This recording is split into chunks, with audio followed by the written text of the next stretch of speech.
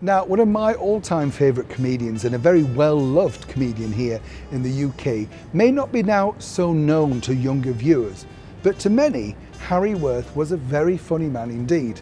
And I can say that as a fellow Yorkshireman. But what did Harry Worth have a connection between here, number 10 Downing Street, and at the time, a budding Prime Minister? That's all coming up right here on this channel.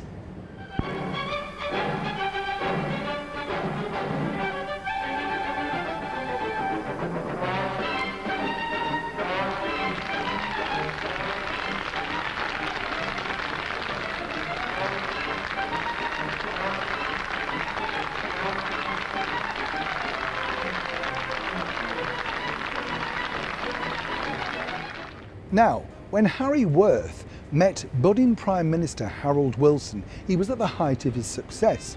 Now, I don't know if you know, but Harry Worth's real first taste of success came in Bradford. Even though he's from Barnsley, they embraced him.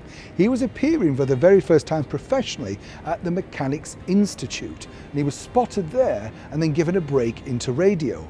Now, for me and many of my generation, we loved Harry Worth for that very now infamous trick where he stood by the window, put his leg out his arm, and it looked like he was split in two. In fact, everybody tried to do that in the playground. Don't pretend you didn't. But Harry Worth, as I say, was doing incredibly well at this particular period.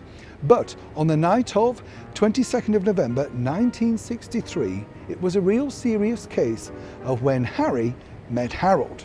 Now, what happened was, Harry was making his TV series for the BBC at the Dickinson Road Studios. Now, the Dickinson Road Studios were used for many different things up in Manchester, including the very first Top of the Pops and so many other shows. In fact, film buffs will know that they, of course, were the original Mancunian Studios, which was the home of the brilliant comedian Frank Randall. So, of course, they were keeping tradition with Harry Worth. Now, what happened was, across the road more or less, Harold Wilson, who was not yet Prime Minister, was at a function. And as we all know on that now infamous day, President Kennedy, sadly, was assassinated. So what happened was they contacted Harold Wilson and he wanted to give his thoughts on national television.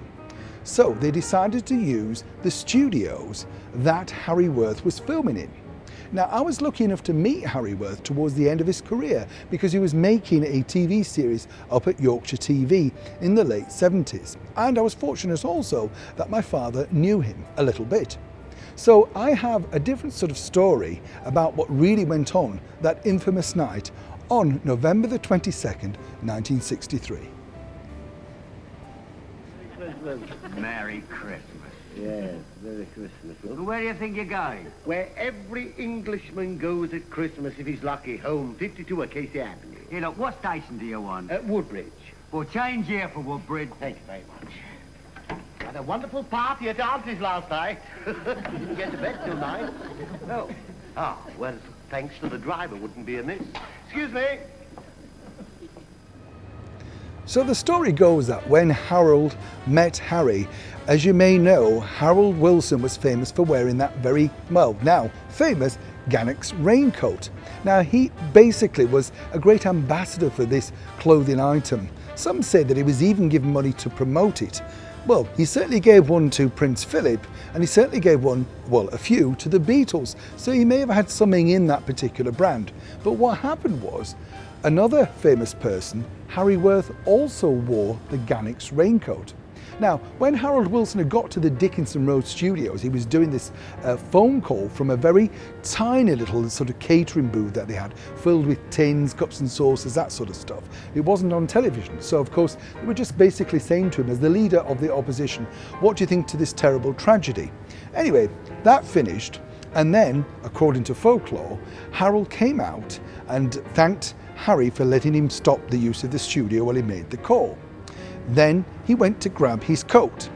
But confusion then ensued because basically Harry thought that Harold was taking his coat and Harold thought that Harry was taking his coat. So the story goes.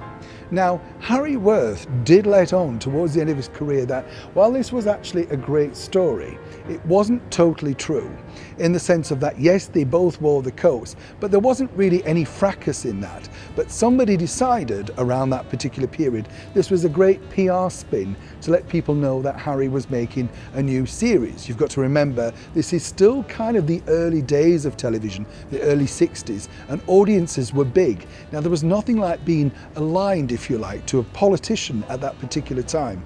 And Harold Wilson was very clever because he was probably one of the very first politicians that knew about getting endorsements from celebrities. Who could forget his picture alongside the Beatles?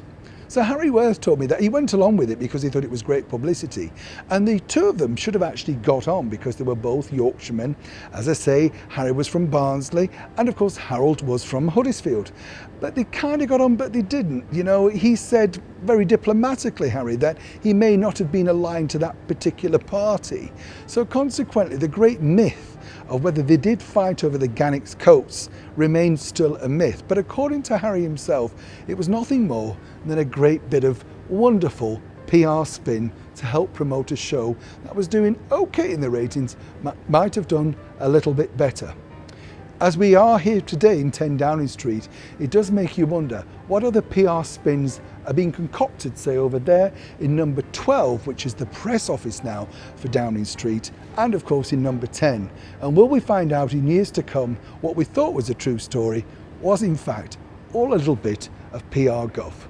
Harry Worth, as I say, sadly isn't remembered today in the plethora of people that are so well loved of British comedians. When you think of, like, you know, Eric and Ernie, the two Ronnies, Mike and Bernie Winters, but he never really went out of his way to get publicity, he just enjoyed the job. Harry was also magnificent in pantomime and really connected well with children. And I have to say, meeting him, it was like meeting a very, very warm and friendly uncle. He was so laid back, he never really let you know he was a star, even though he was a huge star. And for that, I think we should all try and remember Harry Worth just for a short while on all the laughs that he gave us. Neil Sean, number 10, Downing Street, London.